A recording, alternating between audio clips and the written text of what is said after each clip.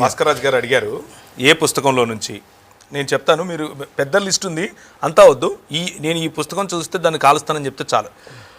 మనుస్మృతి మొదటి అధ్యాయం 92 నుంచి 93, 95, 98, 101 వీటి ప్రకారంగా బ్రాహ్మణుడు, క్షత్రియుడు, వైశ్యుడు మరియు శూద్రుల యొక్క విభజన ఉంది. దాన్ని మీరు కాలుస్తారా? మొదటిది. రెండవది తైత్తిరీయ బ్రాహ్మణం ప్రకారంగా, విష్ణు స్మృతి ప్రకారంగా క్యాస్ట్ సిస్టమ్ అన్నది శూద్రులు, అసురులు డీమన్స్ గాను, అంటే ఇక్కడ ఉన్నటువంటి స్థానికులను అసురులుగాను అనార్యులుగాను పిలిచారు, దాన్ని కాలుస్తారా?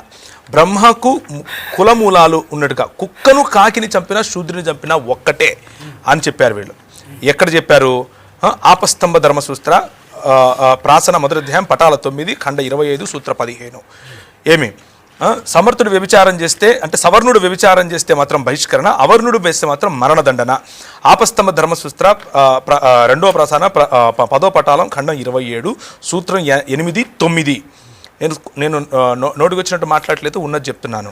విష్ణు స్మృతి వాళ్ళని తాకితే చావు, వారు మాత్రం మన స్త్రీలను పాడు చేయడం కూడా హక్కు. ఇది హక్కు, మన స్త్రీలను పాడు చేయడం వాడికి ఇచ్చిన హక్కు. విష్ణు స్మృతి కాలుస్తారా కాల్చలా చెప్పాలి. రామాయణం ప్రకారంగా పోయినసారి మనం చూసుకున్నాం ఏం జరిగిందో శూద్రునికి శంభుకునికి. ఆ తర్వాత వశిష్ఠ ధర్మసూత్ర ప్రకారం మీ ఇంట్లో భోజనం చేస్తే పందిలా పుడతాడంట. మన ఇంట్లో వచ్చి బ్రాహ్మణుడు భోజనం చేస్తే పందిలా పుడతాడు. ఇది రాసుకున్న వాళ్ళు ఒకవేళ ఉంది అని మీకు కనిపిస్తే కాలుస్తారా అని నేను అడుగుతున్నాను. స్త్రీలు పై వస్త్రం వేసుకోకూడదు అని ఎక్కడ చదివారు? నేను ఇప్పుడు మీకు మళ్ళీ అవన్నీ లిస్టు చెప్తాను. ఎందుకు వెనకల పిరుదులకు వస్తారు? ఎక్కడ లేదు, నేను లిస్ట్ చెప్తాను. ఇవి నేను చూపిస్తే మీరు వచ్చి కాలుస్తారా? ఇది నా డైరెక్ట్ ప్రశ్న. రెండోది ఏమన్నారు అని అంటే, అసలు చరిత్రకు మనకు సైంటిఫిక్ ఎవిడెన్సెస్ ఉండాలి, ఆర్కియాలజికల్ ఎవిడెన్సెస్ ఉండాలి అని అన్నారు. నేను రెడీ. నేను యాక్చువల్గా చాలా మంచి మాట చెప్పారు భాస్కర్ రాజ్ గారు. నేను ఆయన్ను ఈ విషయంలో అభినందిస్తున్నాను. రాముడు గారికి ఆర్కియాలజికల్ ఎవిడెన్స్ చూపించాలి, రాముడికి చరిత్ర చూపించాలి, రాముడు ఎప్పుడు ఎక్కడ ఎలా పుట్టాడో చూపించాలి, అందులో రామాయణంలో రాసిన చాలా విషయాలు చెప్పాలి. ఈయనేం చెప్పారు అని అంటే, ఇంతకుముందు జాతక కథలు ఉన్నాయండి, జాతక కథల్లో కూడా రాముడు ఉన్నాడు అన్నారు. కాకపోతే మరి భాస్కర్ రాజు గారికి మరి తెలిసి అన్నారో తెలియక అన్నారో తెలియదు కానీ జాతక కథల్లో ఉన్న రాముడు సీత అన్న చెల్లెళ్ళండి. ఓకే, జాతక కథల్లో ఉన్న రాముడు సీత అన్న చెల్లెళ్ళు. అదంతా చెప్పిన తర్వాత బుద్ధుడు ఏమంటాడు అని అంటే, ఇది ఒక కాల్పనిక కథ, అందులో రాముడు నేనే అని చెప్తాడు. ఓకే, దాన్ని ఆ చిన్న కథను పట్టుకునే ఇంత పెద్ద మహాకావ్యం రాశారు అని బుద్ధుల యొక్క అభిప్రాయం. Okay right. దేర్ఫోర్ మనం ఏదైనా చెప్పేటప్పుడు కొంచెం ఆలోచన చెప్తే కూడా బాగుంటుందని నా అభిప్రాయం. హిందువులు గొంతు నొక్కారు 200 సంవత్సరాల నుంచే అన్నారు. ఇది మిలేనియంకే పెద్ద జోక్. ఇది కేవలం ఈ సంవత్సరానికే కాదు, మిలేనియంకే పెద్ద జోక్. ఎందుకంటే గొంతు నొక్కటం నేర్పింది ఈ ప్రపంచానికి హైందవ్యం. హైందవ్యం అంటే పొరపాటున చూసేవాళ్ళు పొరపాటున సామాన్య హిందూ జనాంగం అని అనుకుంటారు. వారికి ఈ కుహన హిందుత్వవాదులకు సంబంధం లేదు. ఓకే, హైందవులు ఈ రోజుకు మా బంధువులు ఉన్నారు, వాళ్ళతో పెళ్లిళ్ళు అవుతాయి, వాళ్ళ పేరెంటాలకు వెళ్తాం, వాళ్ళు మా ఇంట్లోకి వస్తారు, ప్రార్థనలకు వస్తారు, సహేతుకంగా మాట్లాడుకుంటాం, ఒకరినొకరం అభినందించుకుంటాం. వారి పండుగలకు నేను అభినందిస్తాను, మా పండుగలకు వాళ్ళు అభినందిస్తారు. వాళ్ళతో ఇబ్బంది లేవు.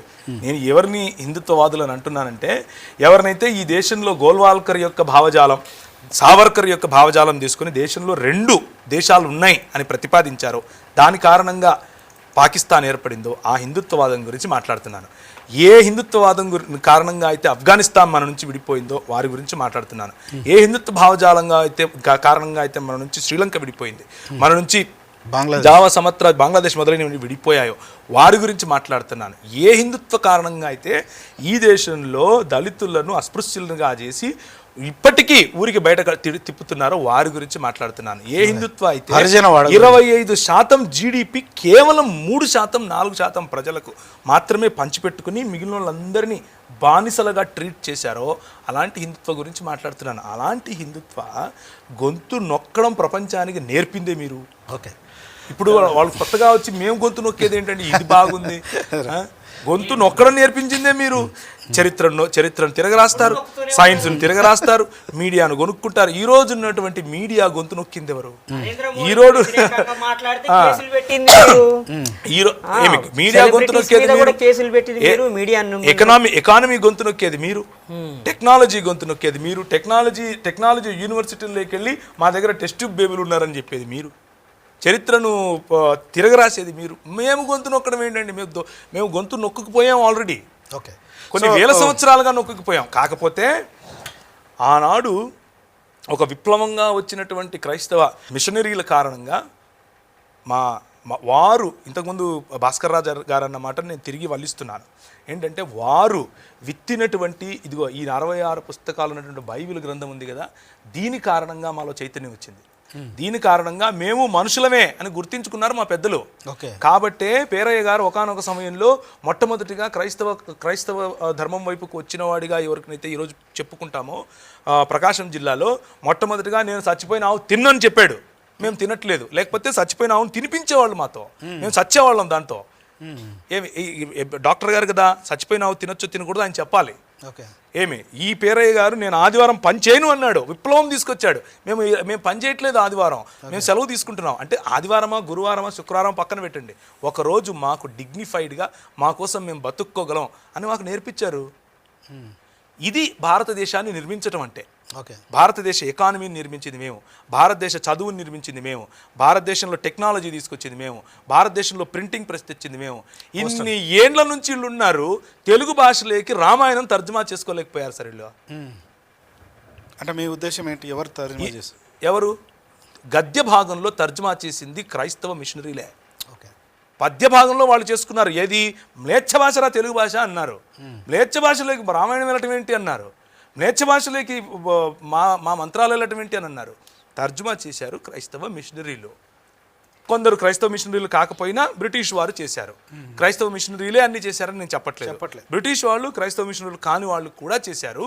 దాంట్లో నేను ఏకీపిస్తున్నాను. కాకపోతే వాళ్ళకున్నంత ఇంగితం కూడా వీళ్ళకి లేకపోయిందా?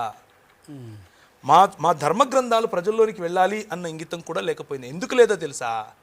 మేము మ్లేచ్ఛులం, మేము చదవద్దు, మేము ముందుకు పోవద్దు, మాకు ఆధ్యాత్మిక చింతన రావద్దు, మాకు ఆధ్యాత్మిక ఆలోచనలు రాకూడదు, మేము దాన్ని ఏమంటారు ధర్మాన్ని తెలుసుకోకూడదు. ఎందుకు? అందులో పుస్తకంలో తెలిస్తే చైతన్యం వస్తుంది, చదువు వస్తే చైతన్యం వస్తుంది. మీడియా తీసుకొచ్చింది ఈ దేశంలోనికి క్రైస్తవ మిషనరీలు కాదా? మొట్టమొదటి ప్రింటింగ్ ఈ దేశంలోకి వచ్చింది క్రైస్తవ మిషనరీ కాదా? మొట్టమొదటి పోస్టల్ డిపార్ట్మెంట్ తీసుకొచ్చింది క్రైస్తవులు కాదా? వీళ్ళు చేసింది ఒక్కటి చెప్పమనండి.